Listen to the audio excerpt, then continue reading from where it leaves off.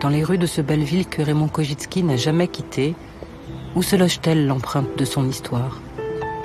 Où est-elle aujourd'hui l'empreinte de leur histoire à tous, ceux de l'affiche rouge, dans les rues de Paris, dans les mots, dans les cœurs de ceux qui portent leur nom?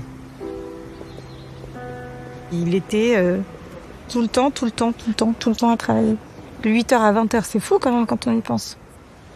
Il disait toujours qu'il croyait pas en Dieu, mais il était très mystique. En fait, je pense qu'il croyait en Dieu, mais il y croyait pas. Il répétait toujours des anecdotes et il disait, mais Dieu, il est venu, il a séparé la mer Rouge en deux. Et à Auschwitz, il était où? Il n'est pas venu à Auschwitz. Et il te racontait des choses sur la résistance? Oui, il y avait des anecdotes qui revenaient. Et il y a une anecdote où il te disait qu'il s'était pris un coup de fusil, il s'est pris une balle. Il dit la balle, elle est ressortie. Donc il arrive, il va voir un médecin et il saigne, il est pas bien quoi. Il est jeune et le médecin le voit, il dit je peux pas vous prendre, je vais appeler police secours.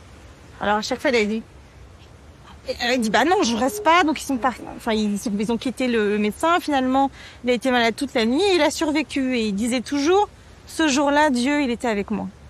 Mais Dieu il était pas là pour sa mère, sa sœur, ses frères, il était pas là en fait. Et c'était une famille de blonds et de roux. Et je voulais savoir à quoi elle ressemblait, donc je l'embêtais pour voir parce qu'il y avait une enveloppe avec des grandes photos. Il y avait plein de photos de... Et il voulait pas l'ouvrir et un jour, il accepte. Donc on sort l'enveloppe, on s'assoit sur son canapé où il lisait le télé 7 jours.